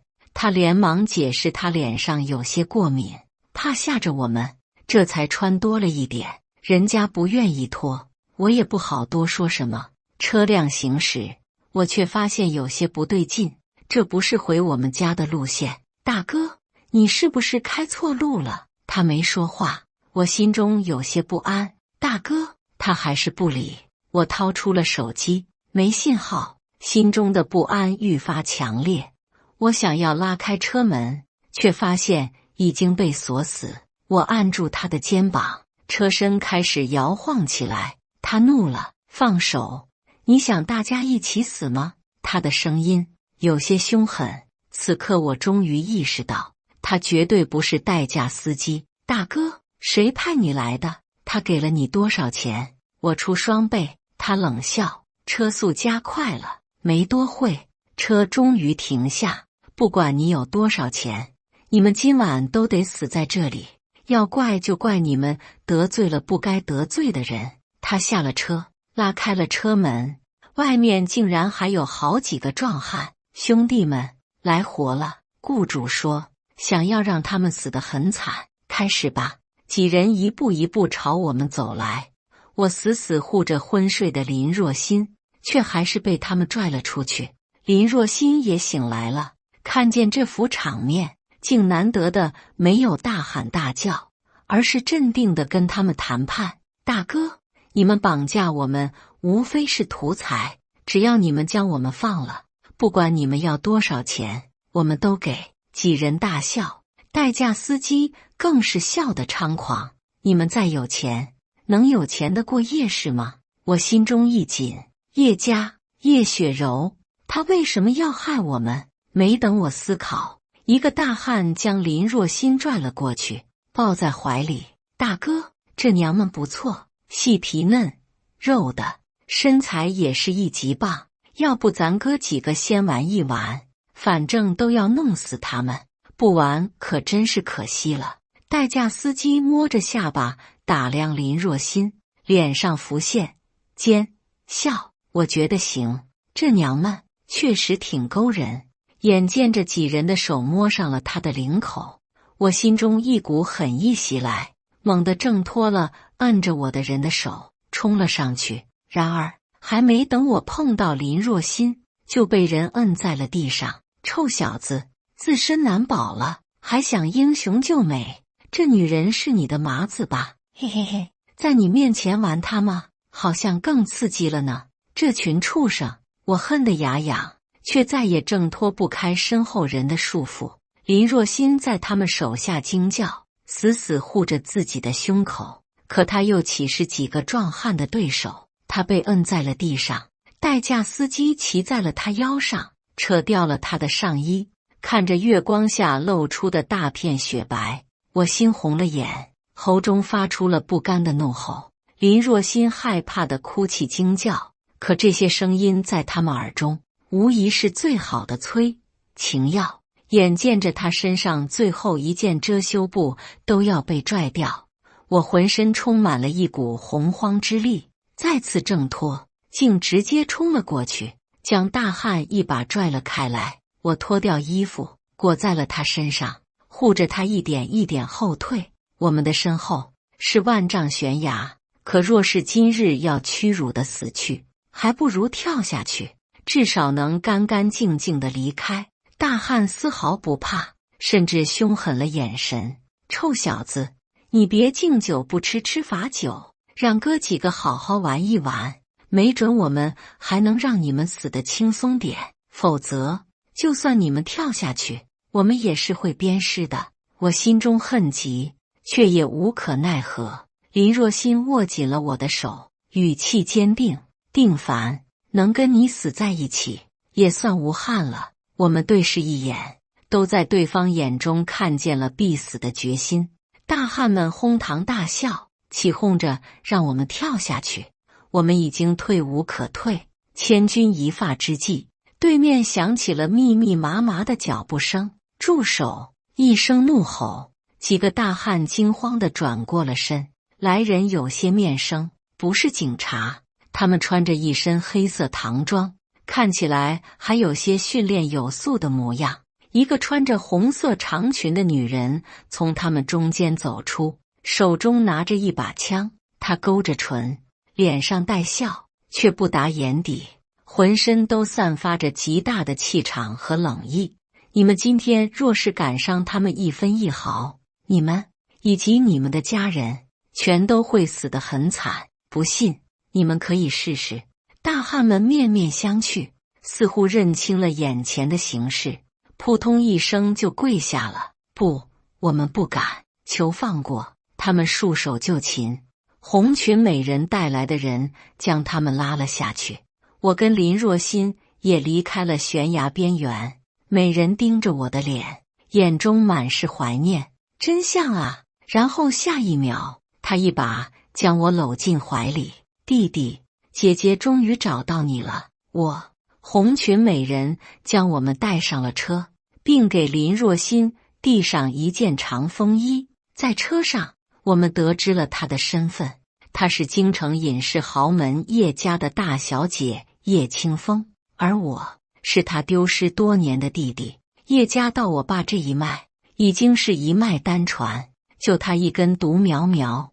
可他跟我妈连生3胎，都是女儿，直到第4个才生下我这么个男孩。可我出生那天，族内动荡，混乱中我被人偷走，叶家找遍了京城，都没找到我，又开始往全国发展，也是一无所踪，甚至国外都找了，还是找不到。直到前些日子，三姐外出游玩，偶然遇见了当初给我跟林若欣录像的旅游博主，两人看对了眼，谈起了恋爱。翻看录像机时，他发现了我。旅游博主有跟他讲了我跟林若欣的事，他觉得我有些眼熟，便着手调查。这一查，顺藤摸瓜，揪出了当年导致族内动荡的人。一追问，才确定了我就是他们丢失的弟弟。红裙美人是大姐。跟我讲完这段往事后，我们也到了京城叶家，族中之人早就等着我了。大姐直接将我带去了祠堂，当场给我和父亲做了亲子鉴定。等待的过程中，他们看我的眼神都很炙热，母亲更是扑进了我怀里。“我的小宝，妈妈终于找到你了，孩子，这些年你受苦了。”这倒也没吃什么苦，哪怕鉴定结果还没出，可看见他们的那一刻，我心中也觉得十分亲切。我回抱住他，那声妈妈却怎么都喊不出口。看见久违的家人，我好像有些怯场了。结果出得很快，毫无意外的，我就是叶家人。母亲抱着我又是一顿痛哭，父亲站在他身后，有些无奈，但看向我的眼神也是同样的慈爱。几个姐姐更是时不时的抹泪，族中其他人脸上也是失而复得的欣喜。我认祖归宗，有了真正的家人。得知我在江城经历的一切，家人们都想为我出头，被我拦住了。“爸妈，姐姐们，这件事我要自己为自己讨回来。”绑架的幕后黑手是叶定安。昨晚叶雪柔的反常其实不是第一次了。他跟叶定安在一起的这段时间，一开始两人的感情倒也还算好，但渐渐的，欢欢总是提到我，叶雪柔提我的频率也越来越多。叶定安是喜欢叶雪柔，但这都是建立在他是叶家继承人的基础上，他的爱本就不纯粹，更何况哪怕他是个替身，在叶家这些年也是养尊处优，根本学不会低头照顾女人。跟我在一起那几年，叶雪柔被我照顾得很好，事事妥帖。在这鲜明的对比下，她终于察觉出了自己的心意。叶定安原本还能忍，毕竟他还没将心思摆在明面上来，直到他将这个大项目拱手相让，还参加我们的庆功宴。在走廊的那一幕更是刺激了叶定安，他终于忍不住了，这才找了人，想要弄死我们。若非我不是京城叶家的孩子，若是大姐再晚来一步，或许他就成功了。林若欣被压在地上凄厉哭嚎的样子，至今还会浮现在我脑中，一想到，我心口便会泛起丝丝疼意，还有滔天的恨意。这事绝对不能就这么算了。我带着林若欣回了海城，虽说不用爸妈和姐姐们出手，但叶家的势力，我还是用得挺顺手的。我对叶家进行了打击报复，短短1周，叶氏亏损10几个亿。叶雪柔和叶定安都不知道背后是我，但爷爷到底是在商场上混迹许多年，还是被他发现了蛛丝马迹？他给我打了电话，想约我见一面。想着曾经的祖孙之情，我答应了。再次踏进叶家老宅，我的心境已经发生了很大的变化。曾经我拿这里当家，而现在这里的一切都很陌生。爷爷和叶雪柔还有叶定安3人在门口迎接我，几人看见我时，脸上都带着牵强的笑容。我牵着林若欣，礼貌地朝爷爷点头问好。进了客厅坐定后，爷爷开始跟我打起了感情牌。不凡啊，将你赶出叶家是我们不对，雪柔也知道错了。看在咱们这么多年的祖孙情分上，要不你就高抬贵手，放叶氏一马吧。叶雪柔没说话，但她的眼睛却一直看着我跟林若欣牵着的手。叶定安有些局促，时不时地看我，似乎在想着我是否知道了幕后之人是他。爷爷，若不是看在以往的情分上，我现在就不只是打击叶家这么简单，而是直接让叶家毁灭了。几人脸色大变，爷爷叹了口气，还是豁出去了老脸，颤颤巍巍地起身。他站在了我面前，突然就跪了下去。不凡，就算爷爷求你，叶家100年基业不能毁在爷爷手上啊！如今叶家已经是强弩之末，对你造不成什么威胁，你的气也该出了。求你给叶家留条生路吧！叶雪柔涨红了脸，也扑通一声跪在了我面前。前段时间还趾高气昂的大小姐，这会儿卑躬屈膝，脸上全是难堪。不凡，之前都是我做的不对，我不该刻意针对你，更不该对你说出那些侮辱的话。我错了，求你放过叶家。他眼角滑落眼泪，看起来脆弱可怜又无助。看着这2个曾经在我生命中最重要的2个人，我心中有些动容。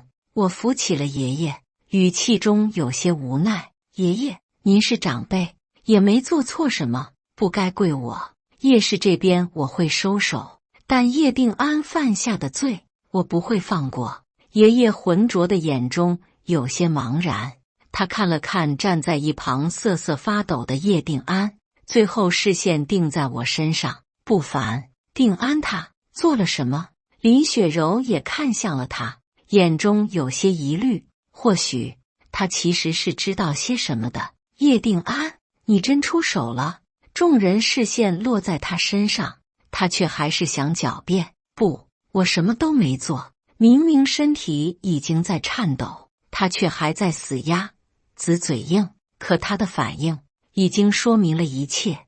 爷爷恨铁不成钢地抄起茶几上的烟灰缸砸向他。混账东西，给我跪下！他不敢躲，硬生生地挨了一下，瞬间额头血流一片，却还是直挺挺地跪了下来。爷爷看向我，眼中带中浓重的愧疚。不凡，你说吧，他都做了些什么？我将那一晚的事事无巨细地说了出来。爷爷和叶雪柔都呆住了，久久都没回过神来。叶定安在他们面前伪装得太好，没人能想到他竟会做出这种畜生不如的恶毒之事。混账东西，你怎么敢对他们出手啊？叶定安，你脑子被驴踢了吗？2人异口同声的怒骂。林雪柔更是扑上去狠狠甩了他2个巴掌。叶定安根本不敢躲，一脸的屈辱不甘，却不敢反驳。事到如今，他知道自己辩无可辩。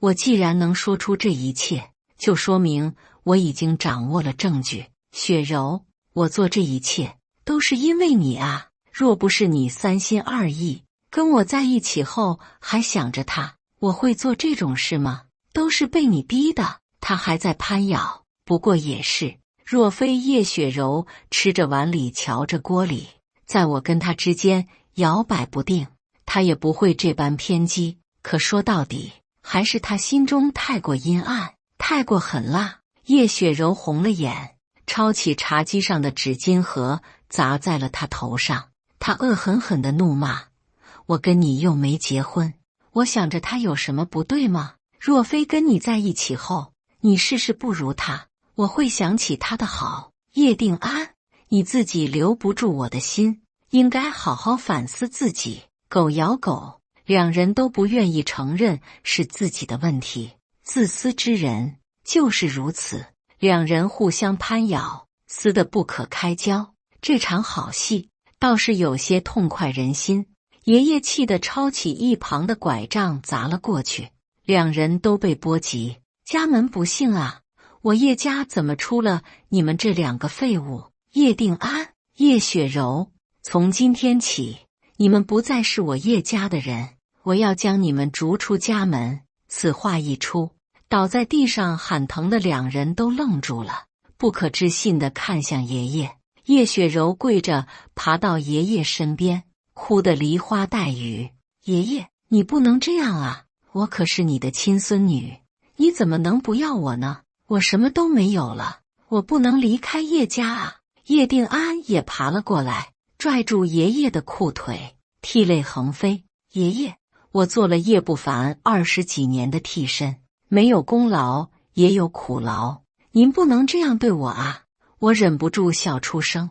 叶定安，你以为你对我跟若心做下这种事，还能安然无事吗？下半辈子你都要在监狱度过了，多行不义必自毙。今日的一切都是你们自找的。他瘫倒在地，喃喃自语，状若疯魔。可我才不会管他心里怎么想，这场戏也就到此为止了。我带着林若心离开，门口等待许久的警察一拥而入。叶定安还想逃，被死死按在了地上。我跟林若心坐在车上，看着他戴上了手铐，推进了警车之中。以他犯下的一切，下半辈子牢底都要坐穿了。爷爷到底养育了我这么多年，对叶家我没下死手，留下了一线生机。这点生机叶雪柔能不能把握住，就看他了。处理完这边的事，我带着林若心回了小渔村。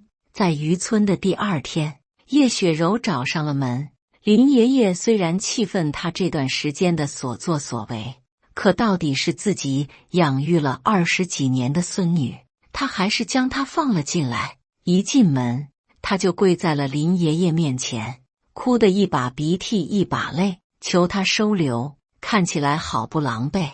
林爷爷有些不忍心，但一想到因为他，我跟林若心差点命丧黄泉，他还是狠了心。雪柔，你走吧，以后都别来了，我们的祖孙之情已断，从今往后再无关系。他语气坚定，任凭叶雪柔哭爹喊娘都没用。最后他还是神色恍然地出门。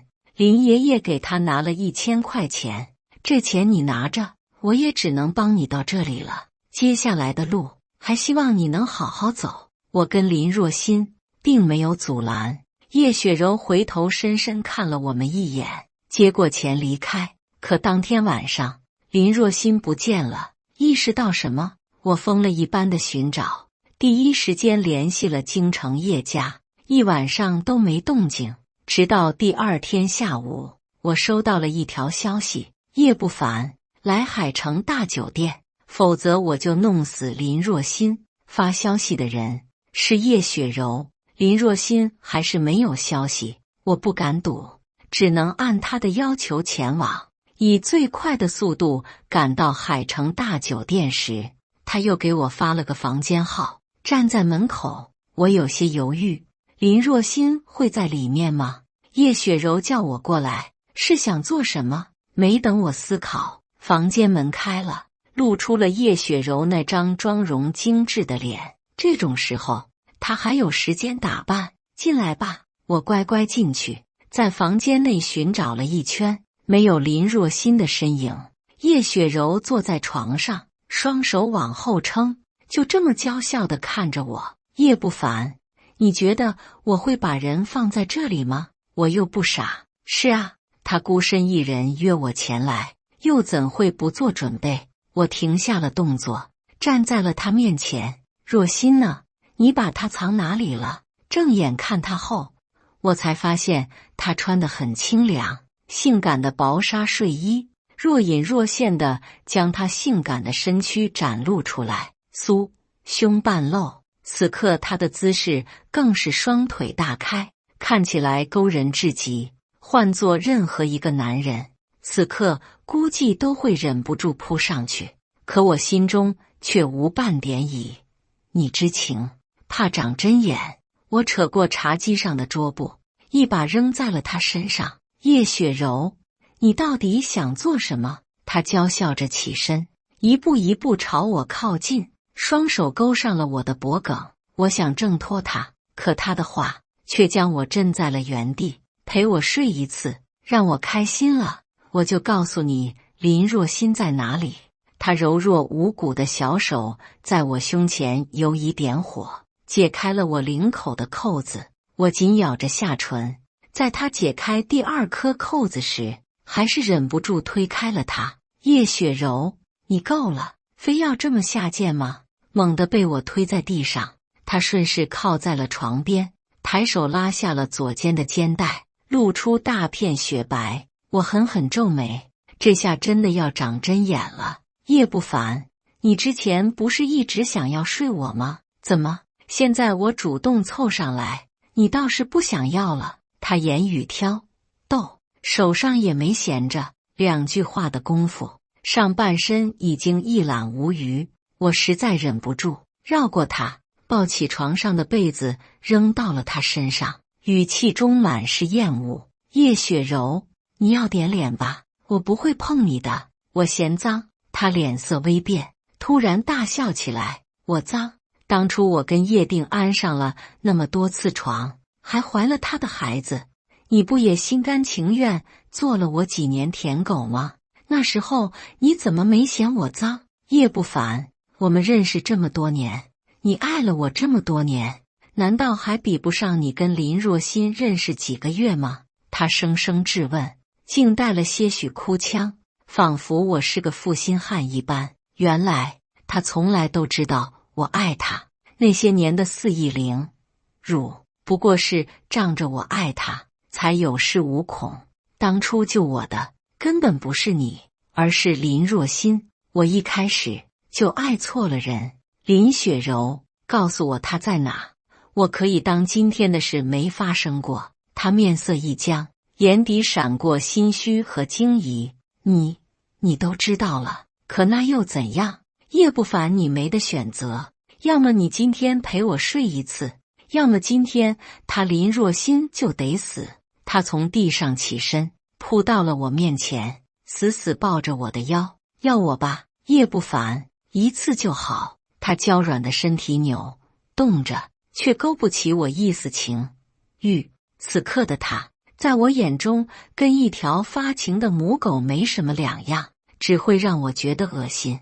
手机响了一声，我推开了他，看清上面的内容后，我笑了，悬着的心也终于落下。叶雪柔，你不是喜欢男人吗？我如你所愿。我转身拉开了房间门，进来几个壮汉，他惊住了。叶不凡，你想做什么？你不顾林若欣的死活了吗？我冷笑着看他被几个壮汉抱上大床。你以为我刚刚为什么忍你那么久，还想威胁我？下辈子吧。说完，我不顾他凄厉的嘶吼，顺手带上门，转身离开。刚刚跟他虚与委蛇，不过是为了拖延时间，让叶家的人有足够的时间去寻找林若欢。现在人已经找到，我自然不用顾忌他了。林若欢已经被送到医院，我赶到时，医生刚给他处理好伤口。原来昨晚林雪柔给他发了消息，说手上有能治我命的东西，让她去了一个地点。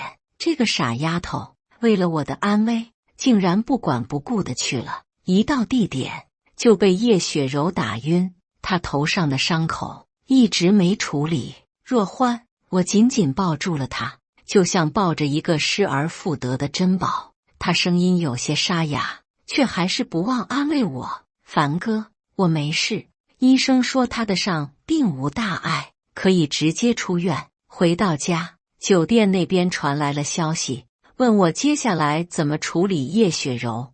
林若欢就在旁边，她看着我，有些欲言又止。若欢，你说要怎么处理她？她咬了咬唇，最后还是摇头。不烦，你决定就好。我心中了然，她怕是觉得我会心软，可这次我不会再放过她了。没等我实施，爷爷那边找上了门。几十岁的老人，如今看起来越发苍老了。一进门，他就跪在了我面前。不烦，千错万错都是爷爷的错，是爷爷没有教好她。可说到底，她还是我的亲孙女，是你叶叔他们唯一的女儿了。爷爷求你放她一条生路，我会将她送出国，这辈子都不会让她回来。丑了吧唧的，要不是这些年我还需要你老老实实待在家里照顾欢欢，你以为我会带她？叶雪柔是叶雪柔，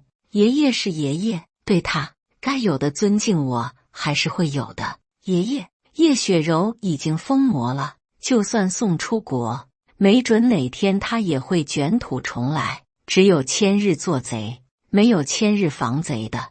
你也不必多说，我已经想好了。而国有个女德班，我打算将她送进去待几年，我心意已决。爷爷叹了口气，知道这已经是最好的结果，也就没咋多做挣扎。叶雪柔被宠得太过厉害，性子太过乖张，那个女德班是最适合她的去处。社会教不好她的，就由专业人员来教导吧。处理完她的事后，我跟林若欣举办了盛大的婚礼，叶家的继承人也改成了叶雪柔的女儿叶若欢。上一辈的恩怨涉及不到孩子，对她，我到底还是有些如沐之情。林若欣也不介意她的存在，也是将她当自己的亲女儿看待。5年后，我带着林若欣和我们4岁的女儿，还有林若欢出国度假，在路边遇见了叶雪柔。她已经从女德班毕业了，没有选择回国，而是嫁给了当地的一个普通人。如今的她，曾经的骄傲乖张都不见了，被调教得唯唯诺诺，像个没有灵魂的布娃娃。感谢大家的观看，本期故事精彩吗？欢迎大家在下方评论区吐槽。如果你喜欢这类故事，记得点击订阅微光夜读，并分享给更多的人，这会对我帮助很大。再次感谢大家的观看。